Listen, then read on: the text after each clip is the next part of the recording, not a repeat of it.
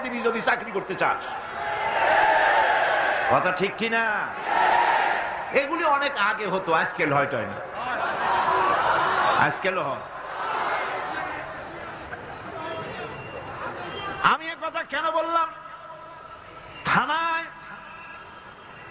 আসামিদেরকে ধরা হয়, জেল হয়ে গেল, কয় মাস পর বেরিয়ে গেল, থানায় তার নামটা আসামির খাতায় লেখা গেল চোর হিসাবে, ডাকাত হিসাবে, সন্ত্রাসী হিসাবে, চোরাচার হিসাবে, ঠিক কিনা? আবার ধরা পড়লো, আবার নাম উঠলো, আবার ধরা পড়লো, আবার নাম উঠলো, জেল থেকে মুক্ত হলো, নাম ঠিকই থাকলো খাতায়।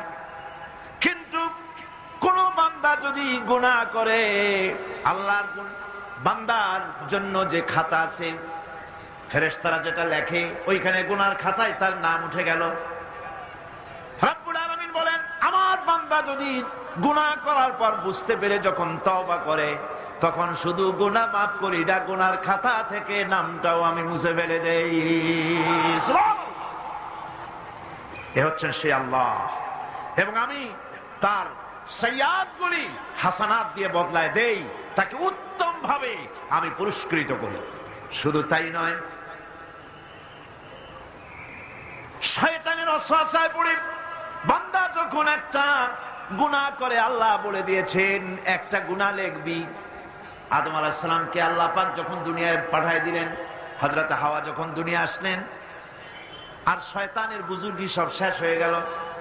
শয়তানে বলল, আল্লাহ আমার সব ইবাদত নষ্ট হইল আদমের জন্য, আমি তোমার কাছে ফরিয়াদ জানাই, তুমি 7টা জাহান্নাম বানাইছো, এই জাহান্নাম আরো বানাও। আমি তোমার এই জাহান্নামগুলি তোমার বান্দাগুলি দিয়ে ওয়াসওয়াসা দিয়ে এই জাহান্নাম ভরে দেব। যে আদমের জন্য আমার সমস্ত ইবাদত পণ্ড হলো, সেই আদম সন্তান সব আমি জাহান্নামে পাঠাবো।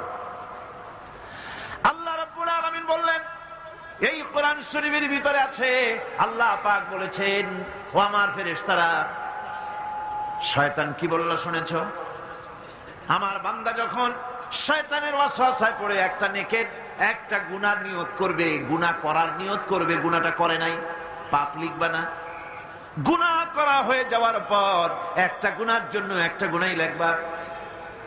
আর যদি আমার বান্দা কোন একটি নেকির কাজের নিয়ত করেছে, হজের নিয়ত করেছে, হজে যায় নাই, মাদ্রাসা মসজিদে দান করবে, চট্টগ্রাম তাফসিরুল কোরআন মাহফিলে দান করবে, করে নাই এখনো, শুধু নিয়ত করেছে, নেক নিয়তের কারণে আমলনামায় একটা নেকি লিখে দিবা।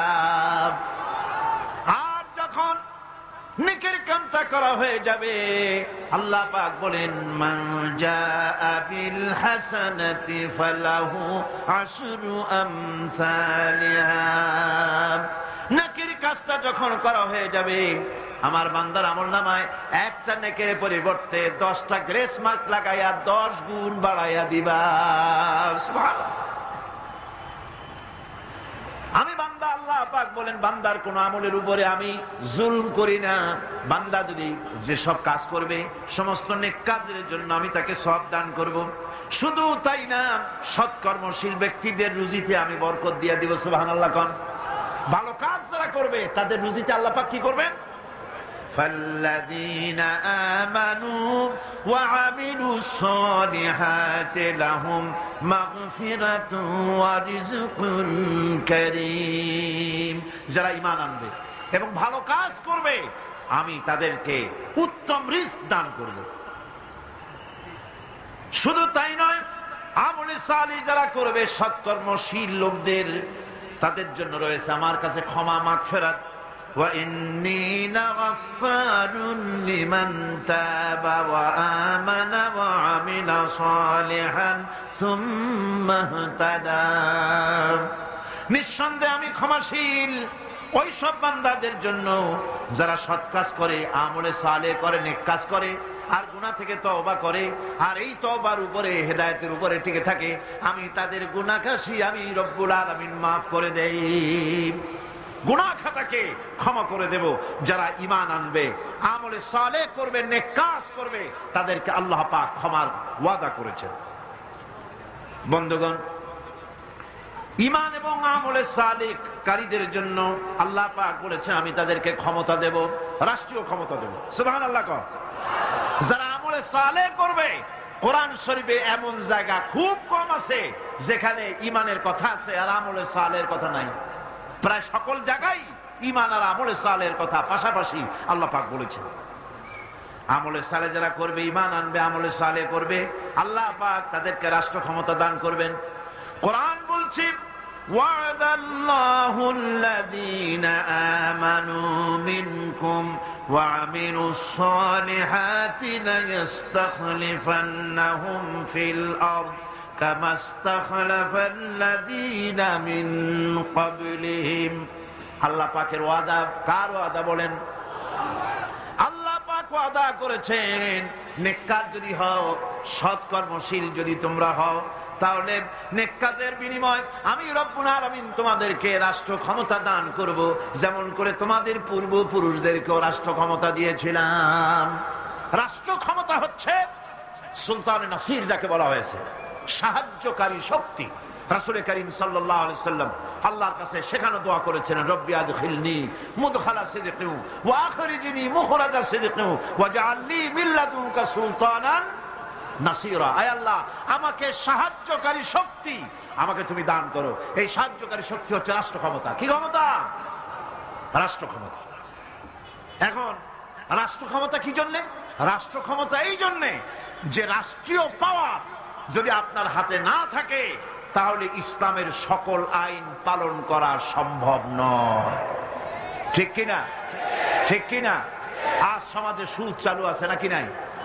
জেনা চালু আছে নাকি নাই? জুয়া চালু আছে নাকি নাই? আমার ভাইরা, আমার এই দেশে, এই উপমহাদেশে পাকিস্তান, ইন্ডিয়া, বাংলাদেশ, এই দেশগুলির মতো এত মাহফিল কোথাও হয় না। পৃথিবীর কোথাও এত মাহফিল হয় না।